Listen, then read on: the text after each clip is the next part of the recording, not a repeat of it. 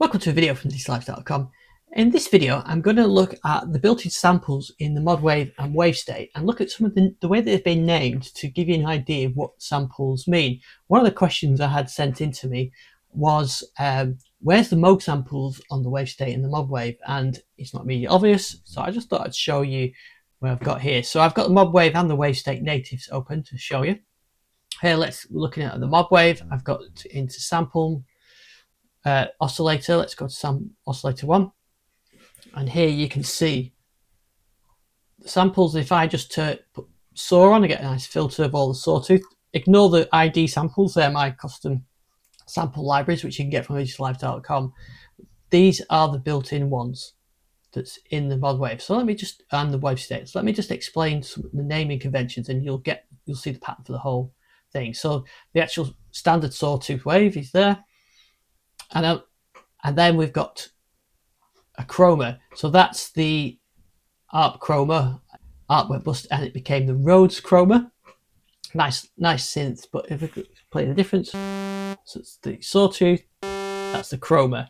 And then we've got a 2600, which is the semi-modular ARP synth. Then we've got the MG, which are the Moogs. I guess they're not going to call them as Moogs or Moogs because copyright reasons, but you can hear the difference. Then we've got MX12, which I think is a Matrix 12. Then we've got OB for Oberheim, Pro 5 for Prophet 5. EXB, I'm guessing, is the EXB boards that were in the Triton and Karma, which I've got behind me there, a Karma, and that's got the vintage synth EXB, so I'm guessing that's where it's from. A 26, and then we're going up to the saw up, so we've got the same set of samples, but this is a Sawtooth going down that way, it's going up that way. So we can have a look at those. If I just go back to the saw wave, we'll have a look at these others in a sec.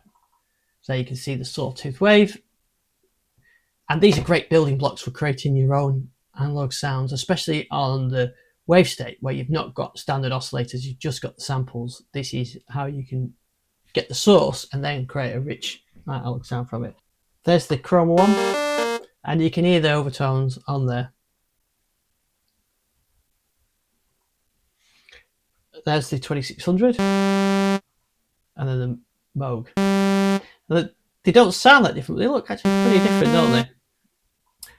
And don't forget, these are samples from the originals. There's the other Moog, and the Matrix 12 with the, see the differences there. The Oberheim, and that's a smoother one, which you can hear, can't you? It's a bit softer. The Prophet 5, that's a little bit brighter. And there's the EXB, which is probably, as you expect, it's a proper digital one because that is from a board, a sample. And then you can see that's a nice clean one, probably because it's from the EXB board, the expansion boards. There's up ones, so you can see this time the ramp's going up instead of down. So if we look at the saw down, especially if we go to the 2600 down, you can see it's like that, and the 2600 up is like that. Now, I don't think you'd be able to tell it just from the oscillator up, but if I flick another oscillator up, let's go with the up on that one, down on that one. Can't really tell a difference, but when we put them together, you can't hear them at all because they cancel each other out because they're exactly the inverse of each other. So that can give you some interesting effects. You could put some LFO between them or a bit of tuning. Let's see.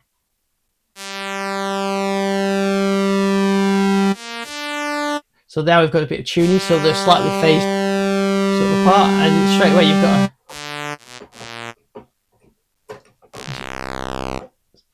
you've got sort of interesting sound. So how you use those waveforms, that is gives you a lot of creative opportunities. So let's just go, let's stick with the down ones, and we use a Prophet 5 and the 2600. Let's put the tune back. Now this time they shouldn't cancel out because they're both the down ones. Should have them at the same time. But you can hear some phasing on there because they're not the same wave shapes. and you can accentuate that by detuning them.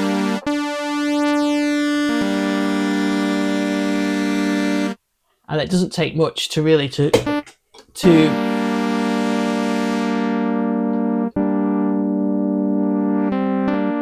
start playing with the filters and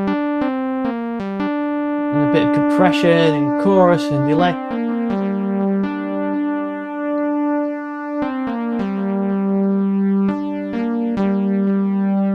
And you straight away got nice analog sounds just by doing a little bit layering like that. Now let's have a look at some other of those oscillators. I've just turned oscillator 2 off for now. You notice we've got in there some sort of power saws and unison saws, and there where unison mode, the where all the oscillators are playing at the same time, slightly detuned, is being captured in the sample. So you can do that yourself. You can get a Sawtooth, you can put it into unison mode and get that effect, or you can take the sample with that and then start doing interesting things with it.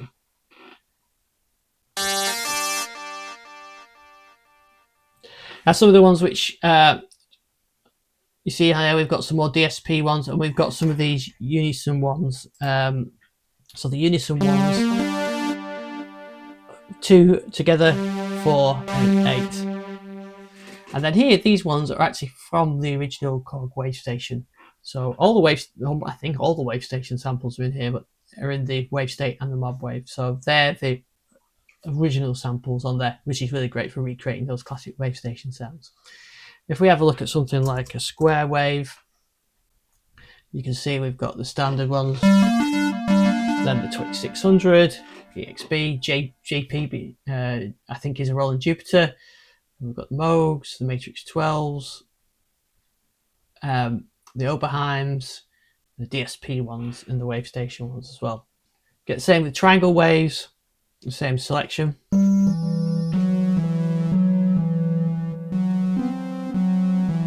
if we have a look at one of them, you can see the triangle waves, and if we go through them, see the differences. You've got some overtones on that one. So the Oberheim one's a nice softer one, almost squarish, and so on. We've got sine waves as well.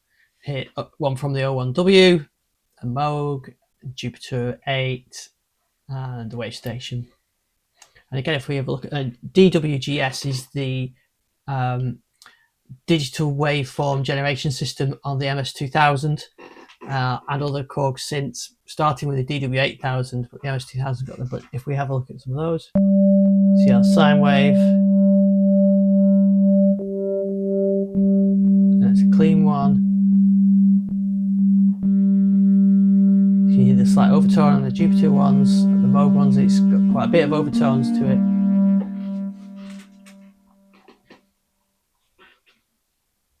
And then you've got things like pulse width. So pulse width, I demonstrate a pulse width by just going back to a wavetable, and we'll go with a pulse width.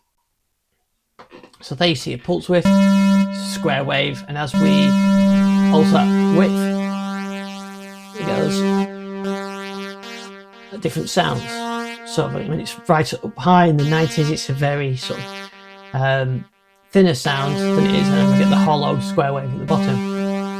So with a wavetable synth or an analog synth that you can modify the pulse width, you can achieve that effect. With a sample, there's a few different ways of doing it. You can look for the pulses and you'll see you've got the different percentages. So you saw me go through those percentages earlier on.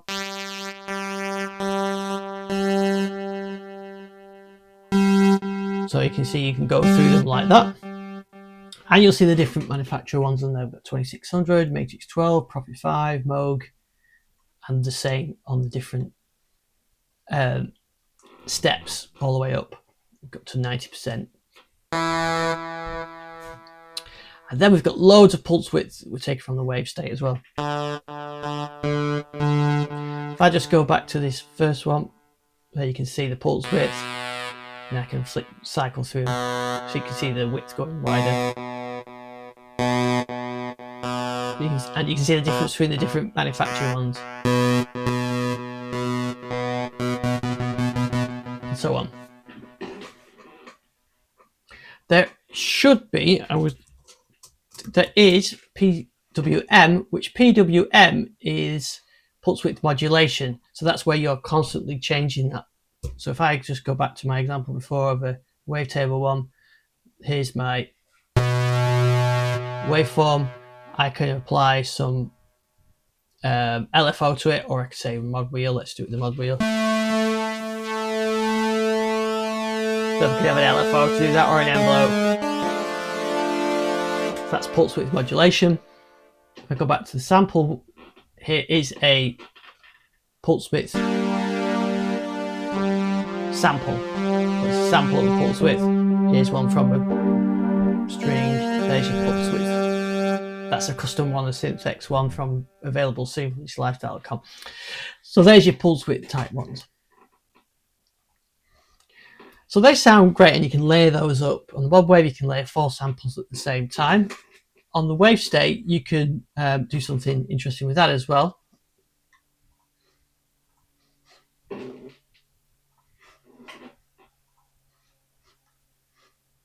So on the Wavestate, you can do sequencing of samples. So what I've done on this one is I've gone through and put in the wave sequence all the Sawtooth waves that are in there, and I've got a bit of a time just to flip between them, and I've also got note and advance. But if I hold the note down,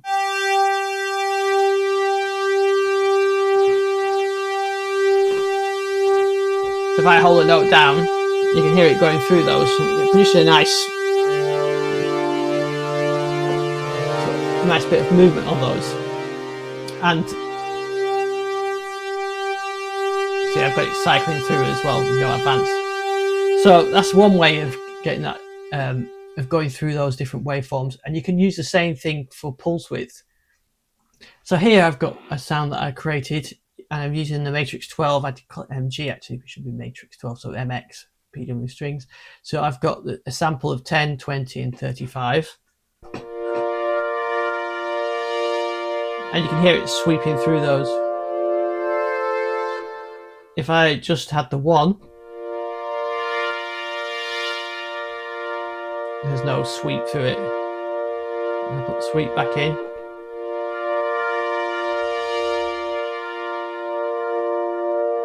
You can hear that sort of evolving sound on there. That's because I'm switching through those pulses. This is another example, but this is using just a sample from the wave station of PWM. So sampled the modulation already in place. So if you go into this lead and synth section, you'll see there's loads of samples in there. So you've got already pre-sample analog synths, but then you've got some interesting ones on here.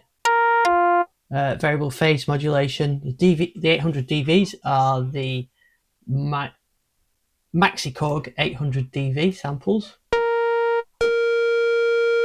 And then, as mentioned earlier, we've got Moog or Moog with the MG, and Monopoly,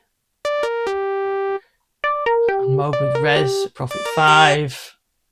We've got Hoover, which is from Alpha Juno. Got a Poly 6, Korg's Poly 6, 2600, and so on. And then you can see there's loads in here to choose from. And then you've got some of the digital ones as well.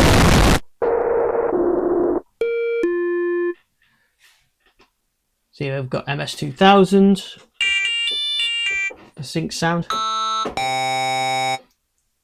The Unison one, I think I showed that before.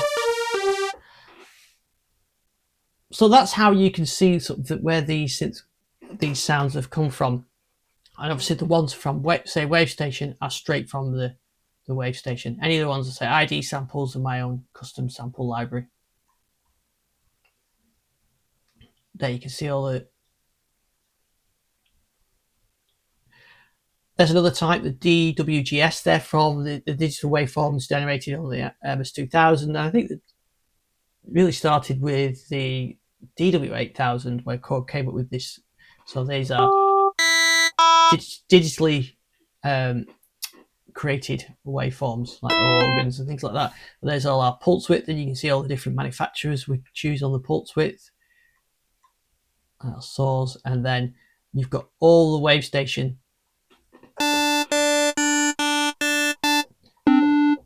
wavetable or samples as well.